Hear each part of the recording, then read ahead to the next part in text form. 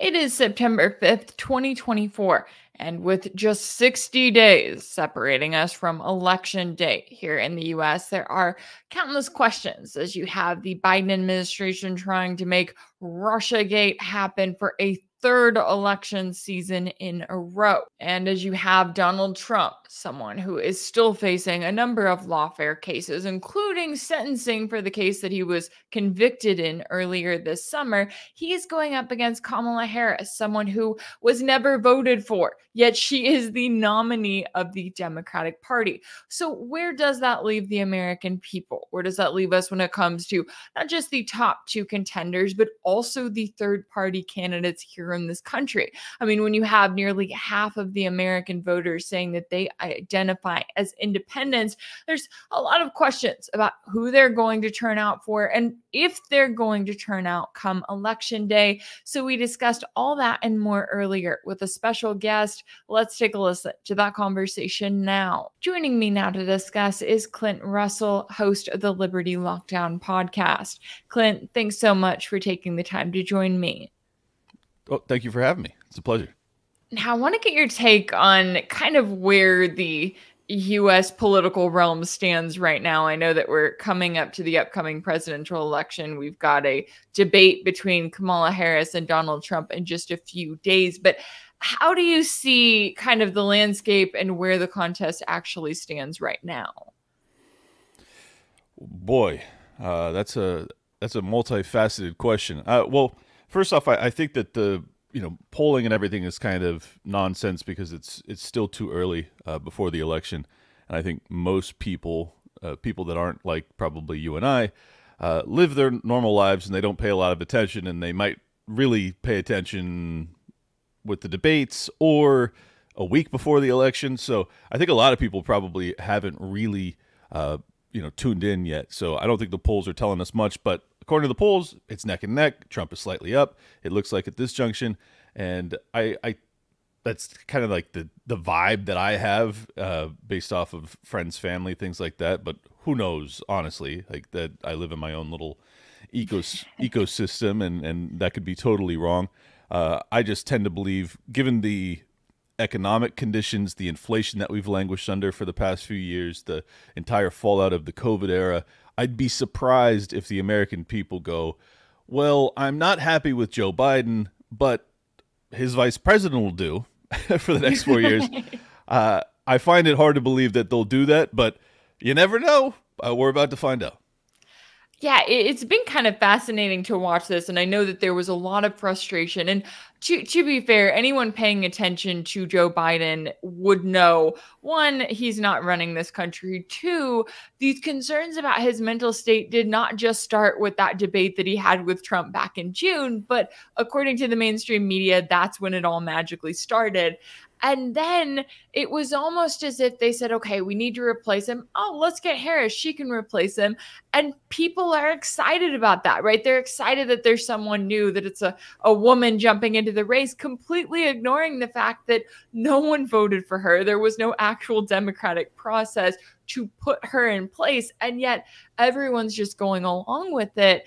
What are the concerns there when this is the precedent that is? I mean, I know that the Democratic Party has a history of trying to shut out anyone who they think is going to even remotely challenge the establishment a little bit. But in this case, they didn't even hide it. They didn't even try to play the game. They just said, all right, you get Harris now, and you're going to be happy with that, and you better go vote for her. Yeah. Well, they did a masterful job at it in terms of just foisting Kamala Harris on us, but I don't think it's going to work. I really don't. Like, after what the DNC did to Bernie Sanders in 16 and 20 and the amount of supporters that they lost because of that, now you have the potential for an attempt that was made on Donald Trump's life, and you have the blackout from the media, as well as the smear campaign from the media and the political apparatus, as well as the blacking out of RFK Jr. when it comes to the DNC process. And now you have him coming out and endorsing Donald Trump. You have Tulsi Gabbard, who was also treated very poorly by the DNC, who is now coming out and supporting Donald Trump.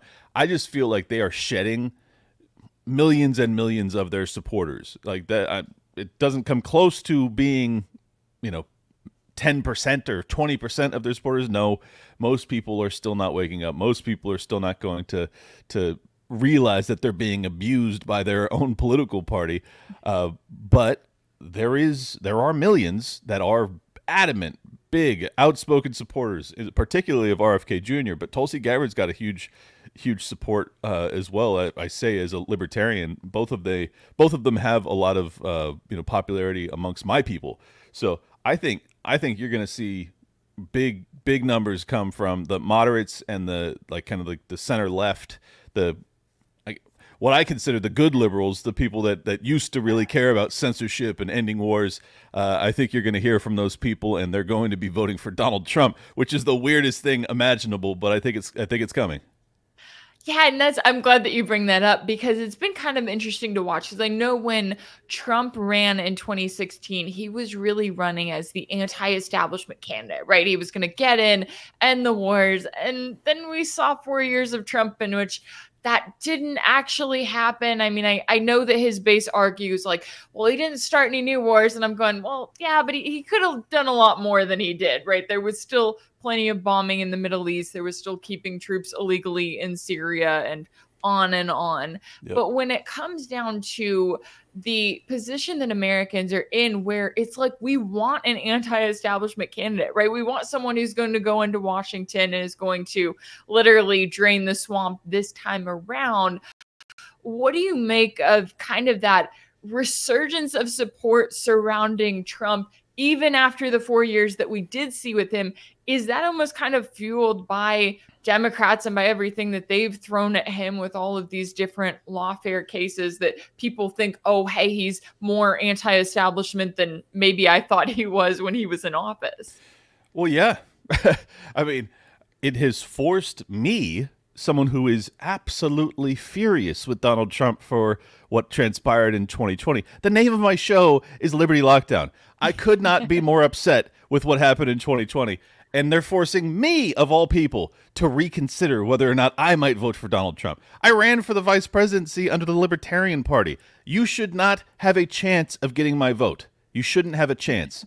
But because of what they did to the guy in the interim with these trumped up, no pun intended, charges, this lawfare, an attempt made on his life with what looks to me like a Secret Service stand down, then you find out that they lied to him when it, like you were talking about how he didn't get out of these wars as much as probably you and I would like, or certainly as I would like.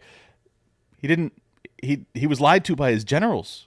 like what I think I've realized more than anything, and I appreciate Donald Trump more than anything for this, is that I realize that the United States president is not the leader of the free world. He's not the president of the United States. He doesn't actually get to dictate policy.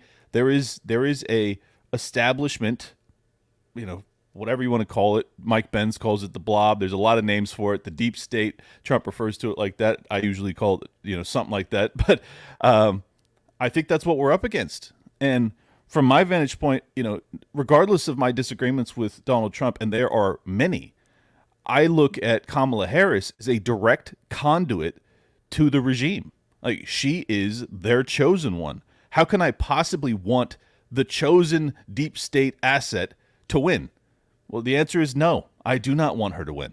So that's how I view this. I know it's it's a very detailed explanation, but this is the reason that I'm more favorable towards Donald Trump than anything, because they take a shot at the guy, 700 years in prison. You impeached him on nonsense. You spied on him. You went to the FISA court and you lied to spy on his campaign through Carter Page. This is all true. I mean, that's egregious behavior. They should be punished for that. And from their vantage point, their rhetoric, it seems the only way you punish this people is to give them more Donald Trump. So that's kind of what I'm looking at. Well, and I guess, to be kind of the devil's advocate, there's always the question of, would he do anything different a second time around, right? Would he be more careful about his cabinet and maybe not include the John Boltons and the Mike Pompeos and the very literal swamp creatures? A lot of that remains to be seen. But I'm also curious, too, when it comes to that independent vote, because I know that every time we get those polls, right, they say that nearly half of Americans identify as independents. So Americans that are fed up with the left versus right, nothing ever changes, and they look at Trump, some of them look at him and say, okay, is he actually going to take on the establishment? Others say, I'm going to vote for a third party candidate. And then you have still others that say, I'm just going to stay home. I don't feel like my vote is really leading to any significant change. How do you view the independent voters in America today, and also the attempts by the two major parties to try to win them over, or maybe to ignore them completely? I think that really not the Republicans, but rather Donald Trump and his campaign seem really interested in reaching out to independent voters, libertarian-minded voters. I've never seen anything like it. I mean, he came to the Libertarian Party National Convention and he pitched himself to us. I was sitting like fourth row. I couldn't believe it. He was booed viciously. He fired back, "You don't have to support me. You could continue getting 3%. It's fine. I don't care." And I was like, that dude is a savage. Like, that was amazing. So very impressed. He clearly realizes that the non-interventionist, libertarian, small government for real, pro free market capitalists for real libertarians are open to hearing what he has to say. That is not to say we agree with him on everything, and it's not to say most of us really support him deeply, but he wants us. He realizes that, like, because he perceives it that the election was, scare quotes, stolen from him, so he knows that he needs to get more voters so that it's his lead is too big to rig or whatever. So I think he's very interested in getting moderates and libertarian votes, and I think he's done a good job at attempting to do so. He has promised to free Russell Ulbricht. He has talked about putting a libertarian in his cabinet. Promised it, actually. Democrats aren't doing that. Democrats aren't coming to our convention. Democrats aren't trying to talk to us. Democrats are basically trying to strip me of my gun rights and tax me into oblivion, and then they use the CIA to spy on me and suppress me on every social media outlet. I'm not a real fan of the Democrats at this point, so he's winning just by kind of like the bare minimum effort, because the Democrats seem to despise me, and he's like, you seem all right. Yeah, and it has been interesting, especially when it comes to that Harris versus Trump picture, the fact that Trump is doing all of these interviews, right? He's actually sitting down talking, answering questions.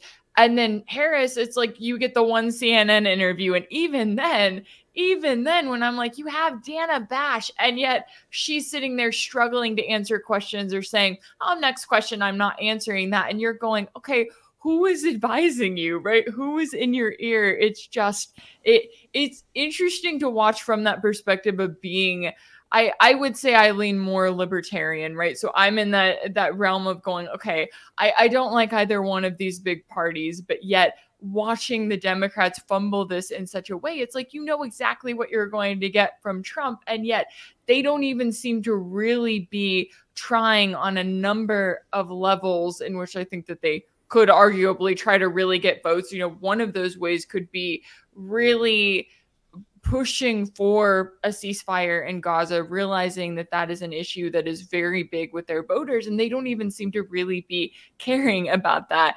Now, When it comes to the other third party and independent candidates, I know we just had RFK Jr. He, said, hey, I'm dropping out of the race. I'm endorsing Trump. It seems as though there hasn't really been much of a conversation about, hey, we have these other third party options. Do you see that as being because of the mainstream media blackout? Is it because of the third parties and the candidates that we do have, or is it kind of a mixture of both at this point? Yeah, I mean, it's always all of that, but it's also, you have to run and have a successful third party candidacy. You have to have an incredibly compelling, gripping story. You have to have a grassroots movement that believes in you so much they are willing to burn their vote because they just want to send the message that that is what I want to see in the political environment. Unfortunately, the Libertarian Party candidate doesn't appear to be doing that. He has not ignited that flame. He has not carried forward the torch of Ron Paul. I don't see much of a movement to speak of. That's just I could be wrong. Maybe I'll be surprised and there'll be these big marches for Chase that happen in the lead up to the last few weeks before the election. But I haven't seen any energy. I haven't seen any conversation. His name never gets brought up in the political discourse when I'm traveling. or speaking on shows or guest hosting or doing my own show. It's just not a thing right now. So I don't think that's good for the country. I think it's actually really sad. But I think that, in his defense, RFK Jr. sucked all of the air out of the room when it comes to third parties. Like, as soon as you had a guy who was probably going to get double digits had he stayed in, or at least 5%, I think at least 5% had he stayed in and been on all 50 state ballots, like, yeah, he would have got major third party status for sure, in my opinion. Once you knew that guy exists, well, then the third party vote is just totally pointless.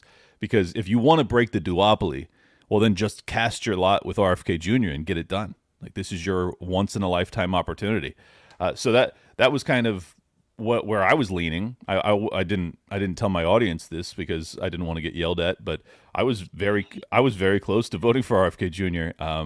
And actually, the main reason that I didn't become an outspoken supporter of his is because I felt like he didn't deserve it because he wasn't good on the Gaza issue. And I was pissed about it because I was like, this lane is wide open, brother. What are you doing? Give me one candidate that exists that actually cares about non-intervention and America first and no more foreign aid and no more death and destruction. And he was like, nah, I'm still in that camp with Trump and everybody else. And I was like, damn it. So that's how I view it. I feel you on that one because I feel like it's like there is such a hunger here in this country, right? For someone who genuinely is anti-war, who genuinely is going to come in and say, hey, we're seeing our country, running towards World War III on a number of different issues. And you had RFK in that space where he has continued to double down to be so incredibly not just pro-Israel, not just pro this ally of the United States, but pro the ongoing genocidal war that Israel is carrying out against the Palestinian people, which when you have the International Court of Justice saying, yeah, we're considering this genocide case, you still have RFK and Trump and Harris over here still continuing to pledge their allegiance. We still have, and I know that this also goes into another big issue that has made headlines, which is that now you have the Biden administration trying to make Russiagate 3.0 happen once again. And it's weird because they're arguing election interference while not really arguing it at the same time. But as all of that's happening, you have AIPAC funneling millions of dollars into these congressional races, very openly doing so. How do you view that aspect of the landscape where you have the Biden administration wanting to say, look over here, there's some Russian funding in, this media or that media here in the US, and yet the foreign influence and funding that is very clear is out here, yet it seems like no one in Washington wants to talk about or acknowledge it. Well, right. And then earlier this week, there was an indictment that came down for one of the high-level deputies under Kathy Hochul, the governor of New York, who is allegedly an agent of the CCP. So you have AIPAC influence, which Thomas Massie detailed that they have representatives basically in every congressman's office that are pressuring them. You have the CCP who's getting caught that as possessing political candidate after political candidate. This has been a very big problem, and actually it exists very heavily within the Democratic Party. I remember Swalwell and then Feinstein. They both had long time, CCP assets that were in their camp. So yeah, I think it's ridiculous. I also think that the Russia collusion narrative has been nonsense since 2015, since they lied to the FISA court to spy on Donald Trump to try and, create this case whole cloth along with the Steele dossier. So I am very skeptical. There's tons of CCP influence when it comes to the Democratic Party. There's immense AIPAC influence when it comes to congressional representatives. According to Thomas Massie, there's an AIPAC person basically in every congressman's office, which is nuts. He's like the only guy who's like, you're not welcome in my office. I'm not doing what you want. I actually represent my constituents and not foreign nations. So I think that based off of my deep dive on the Russian collusion narrative, and I've been disabusing my audience of that notion for many years now when it came to Donald Trump. I mean, they lied to the FISA court to be able to spy on Donald Trump to create this case in the Steele dossier, which was funded by Hillary Clinton and the DNC. It's like, this has been an op that was ran by the establishment since its inception. So now that we are also in a proxy war with a nuclear power that happens to be Russia, and now they're trying to paint all of the people who are non-interventionist and opposed to the aid, not just to Palestine, or not just to Israel, but also to Ukraine. And now they have this kind of thing that they can dangle over us and say, oh, maybe you don't stand with Ukraine because you're a Russian asset. It's like, that's convenient. It's convenient that they have that now, isn't it? So I'm very skeptical of the allegations at this point. I dove deep on it on Liberty Lockdown, my episode that came out today, where it looks to me like Benny Johnson, Tim Pool, and Dave Rubin were all lied to as to the source of those funds. In fact, an entirely created, fictitious person was the primary person responsible for those funds, and that's in the charging document. So this is not like me making this up. This is what the United States government itself alleges, is that they were lied to. They were defrauded, essentially. So at this point, I just think it's an op until proven otherwise. But I don't think it should change people's opinions of these guys. I genuinely think that they were deceived.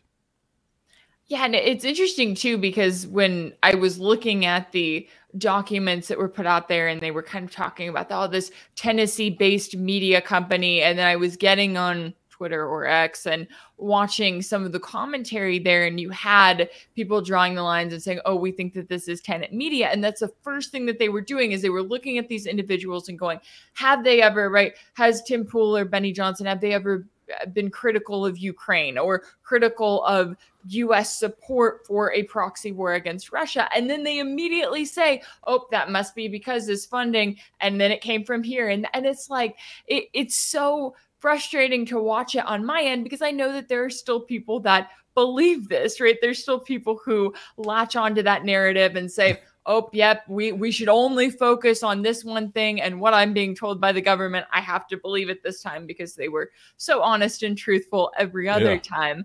Well, lastly, sorry, go ahead. Yeah, I was just going to say that this is my frustration. I'm one of the people that really believes that we should not be sending funds to any foreign nation, and certainly not a foreign nation that's in active war with the largest nuclear power on Earth. That's insane. It's one of the most dangerous foreign policy decisions I've ever seen in my life. Oh, and might I add, thanks to the Maidan Revolution, in fact, our U.S. State Department was responsible for fomenting what transpired there. And people can dive deep and figure out that I'm telling them the truth right now, but I'm telling them the truth. This is what the United States government wanted. They wanted this war. So the fact that now some of my friends in this kind of center-right political media sphere, and by the way, I've been on Timcast IRL 10 times. I know Tim very well. He is not lying. He really doesn't want to send our taxpayer dollars over there. He's not as adamantly anti-war on the level that some of my libertarian brothers are, and I am. But he is certainly very close to being anti-war, and I think he is totally sincere in not wanting to get further involved in that. So for him to be smeared in this fashion just seems very convenient to me, because there's a lot of people that don't like Tim already, so they're going to use it as ammo to basically convince their audience that, oh, I was right about this guy all along, because they're jealous because this dude's been so successful. There's a lot of people that are politically oppositional that are going to use this as evidence to say you shouldn't be listening to these people, they're evil, they're Russian assets. As far as I'm concerned, it's all nonsense, and it's intentionally nonsense that is going to be utilized as a weapon against people like me. So I'm not happy about it. And on top of it, I didn't get any of the money. So I'm really pissed about it because I've been propagandizing my audience to oppose war for free. I've been doing it. I haven't been compensated at all. This sucks. Right. That is a really great point, right?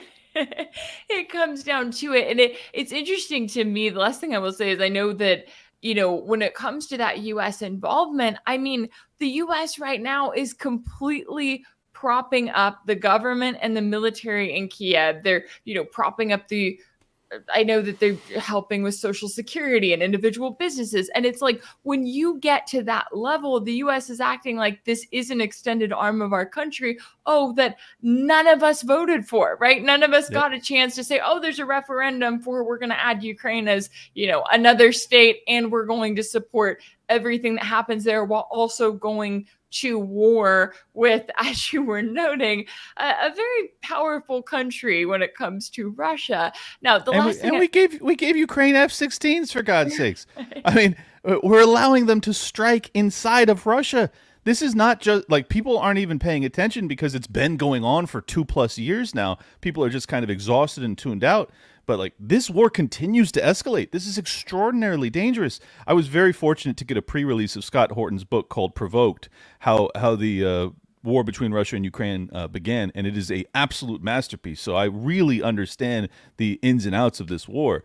And let me tell you, this is egregious. I mean, and it is just so extraordinarily dangerous, and not just for the American people, the people of the world. I mean, during the Cold War, we all recognize you cannot have two nuclear powers that come to loggerheads, that come to actual direct blows. We're as close to that as you have ever seen in human history. We have the largest existing nuclear powers, America, Russia, this close, just with this thin veneer called the Ukrainian people, who are actually being wielded as the American empire sword. That's what's happening. It could not be more clear. And people are just totally asleep at the wheel. They don't even seem to care. I mean, at least Donald Trump gives the lip service. I just want to see people stop dying. It's like, good. Finally, someone who's actually willing to say the most obvious thing imaginable.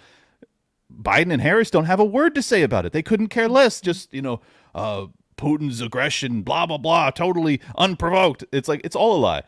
So sorry for the rant. I'm very passionate about this. This 2.5 years this war has been going on. It could have been avoided. The peace could have been negotiated within a month of the actual invasion. It could have been negotiated for months and months and months. And they've just lied to the American people and attempted to prolong this war to try and, bleed Russia.